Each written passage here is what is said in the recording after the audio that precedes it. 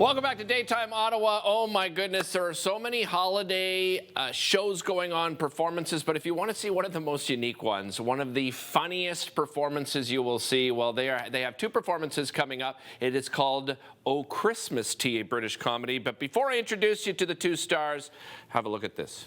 What can I do, Jamesy? Wait, Jamesy, why don't you have a seat? Yeah. It's up to me, uncles! It's up to me, nobly! It's up to me, nipples, James! Jamesy, it couldn't possibly be rising like that. We have to have walls on all four sides, and, well, this side is completely open.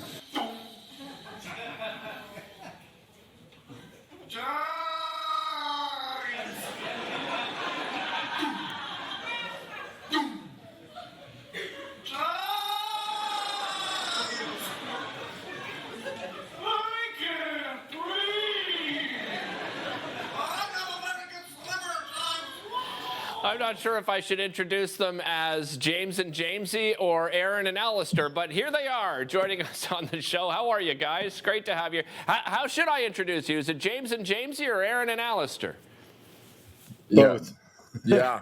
I mean, James and Jamesy are the characters we play on stage, and I'm Aaron. And I'm Alastair. All right, well, we'll stick with that then, Aaron and Alastair. Well, that, you know, a great clip there. But I want to talk about your connection to Ottawa, because you guys, I think the last time you said you were here in 2015 for Ottawa Fringe. Tell me a little bit about your time here in Ottawa. So we got our start performing on the Fringe Festival circuit, which is an amazing theater opportunity for independent theater companies. You're able to put whatever you want on stage as long as it's legal.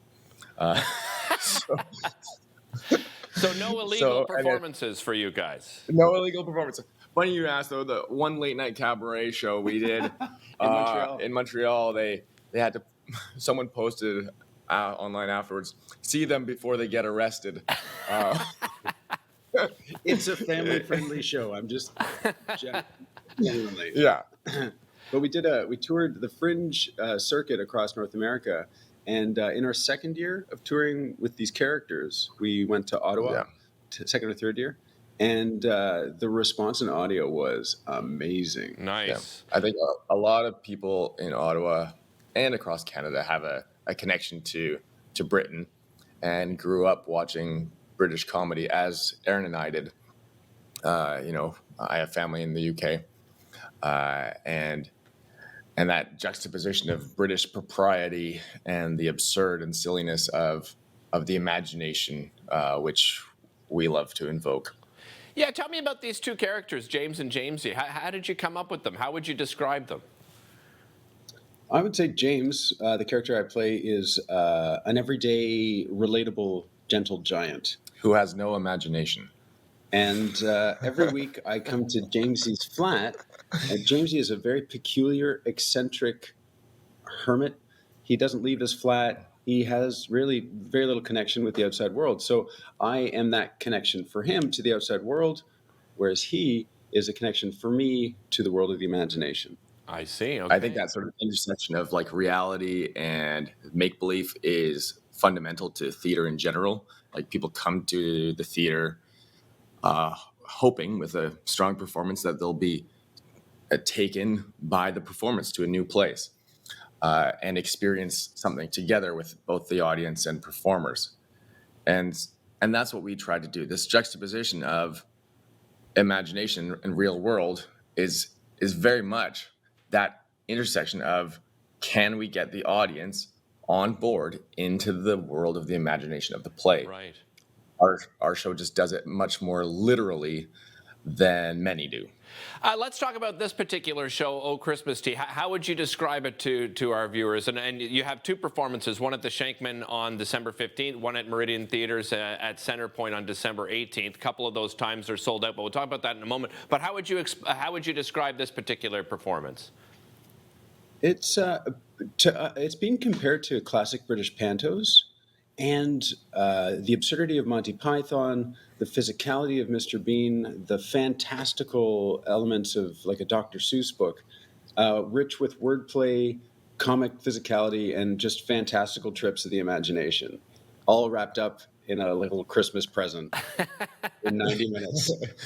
We met with the one of the producers of the Mirvish Theatre Company in Toronto, who saw our show last week. And after the show, he said, in all my years of theater, I've never seen a show like that. Wow. And we both thought, is that good or is that not good? and he went on to invite us to do a run of shows in Mirvish in 2024. Wow. That's pretty special, guys, right? So we were happy with that. Yeah, he said, involving audience members in the show is a big risk. Like, you guys pulled it off. One thing I like to say is that there's opportunities, ongoing invitations for the audience to participate in the creation of the show with us. Nice. So you can be involved if you want, and people take little steps to participate, and when they do, there's this joy that comes with it, this delight in joining the creation of the show that has them want to participate more and more, and the show gives them that space to do that. Yeah. What would before I run out of time, I've got about 60 seconds, what would the dream be for you two as artists?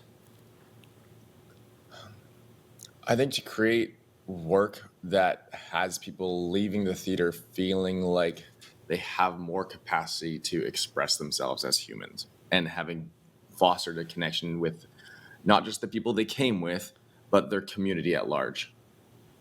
Well said, guys. Well said. Well, I cannot wait. I told you guys, before we came on together that my wife and I are really looking forward to it. So I thank you both for your time. Looking forward to having you here in Ottawa. And I'll just remind our viewers about those two shows coming up. So Shankman Arts Centre on December the 15th.